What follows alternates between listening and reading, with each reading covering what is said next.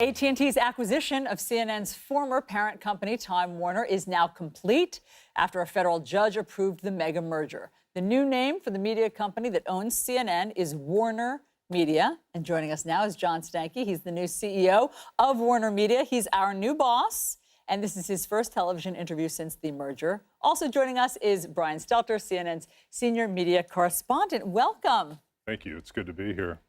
Can we get you any coffee? Your dry cleaning, anything perhaps? we can do And John and I are here to serve. Let's not push it, okay? So, what a long, strange trip it has been for you to be sitting here today. Was it much more complicated than you ever thought when this was first proposed? That may be an understatement. I think it was a trip like no other. And I'm really glad it's behind us. And we've closed it out. It's time to move forward, and really anxious to do that now. So why was it worth it? You know, given how hard it was, what is it about us writ large that was so attractive to AT&T? Well, first of all, it's an incredibly talented company across a lot of different media domains.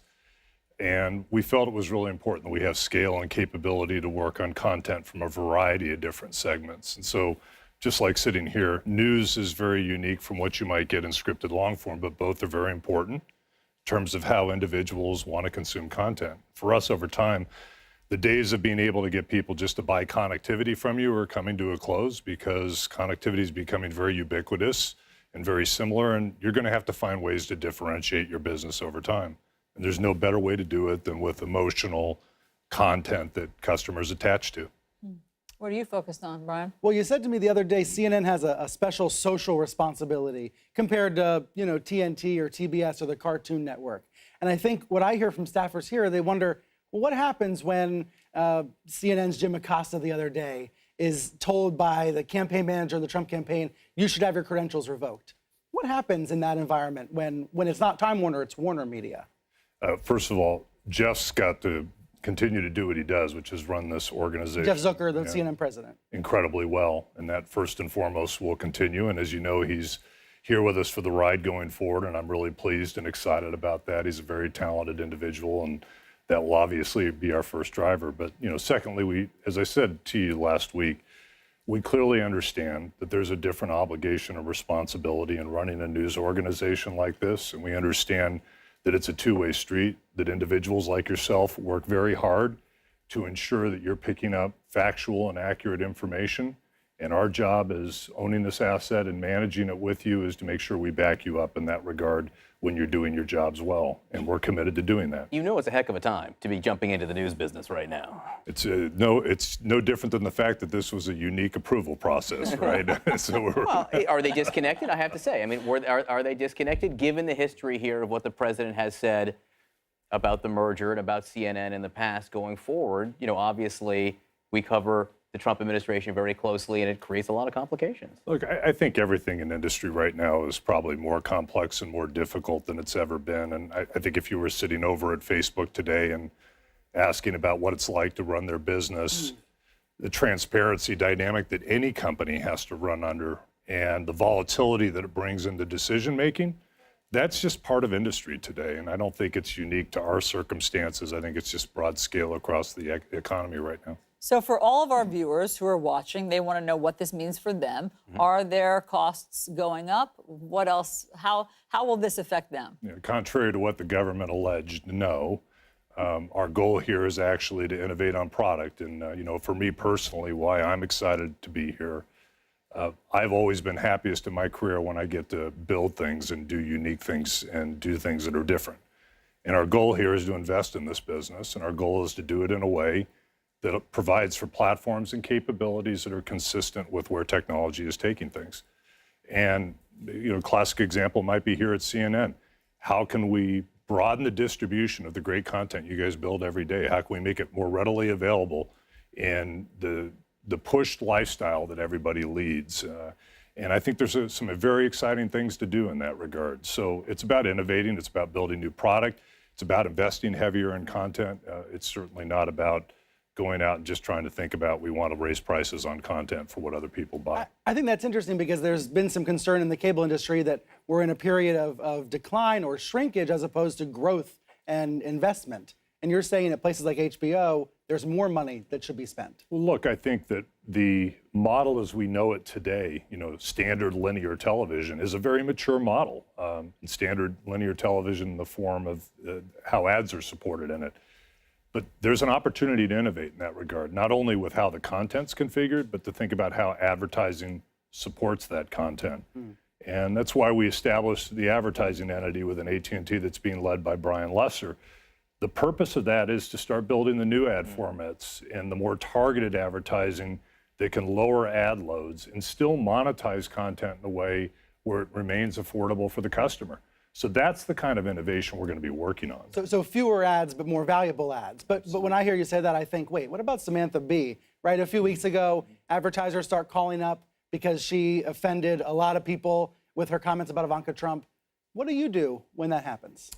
Well, look, those moments are going to come up, and I wasn't here at the making at that point in time when that one occurred. I've had conversations with folks, and I have at least a high-level view of what took place. And I'd be lying to you if I didn't tell you that every time something like that was coming up, there wasn't a conversation inside of AT&T. What would you do? Yeah, what would you do? Yeah. I would tell you that based on my understanding, again, I wasn't there with every detail of it, but process that I think was executed in that regard and the outcome from it tracked very similar with my point of view and probably what I personally would have done.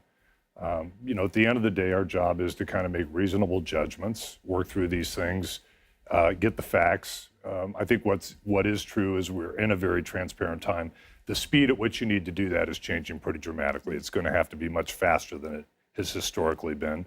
And that's going to be one of the challenges. Look at Roseanne the other week, yeah. A good example, right? So HBO, obviously, as much as we like to think it's all about us, I mean, HBO is a giant part of this. And what you want to do with HBO is, I think, something that a lot of consumers, a lot of viewers would like to know. Brian mentioned maybe more of an investment there in content. Is the idea to make HBO more Netflix-y, for lack of a better word? So HBO is a fabulous brand, and they've carved out a great position in the marketplace. And we candidly believe, as we started this process, that with the right kind of investment, the right kind of technology platforms, that it can do more. It can garner more engagement from a customer. They do a great job with what they have today. And I think if you went and spoke with most of the folks at HBO, if they had an opportunity to invest in more content, they believe they can get more hours of the week of customer engagement. And that's really the battle we're all fighting, is how many hours a week are we getting engagement from customers? And we do believe that positioning the asset in a different fashion, that we can start to drive that engagement up. And it's going to be a combination of product and content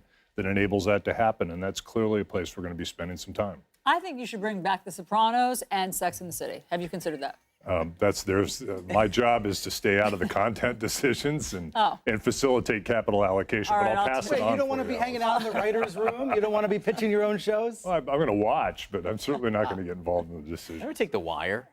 You like that? The Wire. All right, I'll talk to Richard Plepler about all of that. Brian, what are you keeping your eye on? How will Well, we've this talked change about all of us? HBO and Turner, CNN. What about Warner Brothers? You're also buying a huge movie studio, all of these television shows.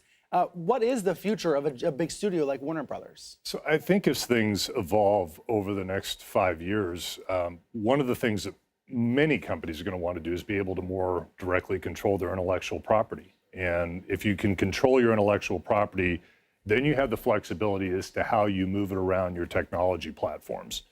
And this becomes even more important if you start thinking about the global dynamics of this industry and how it's going to evolve over time.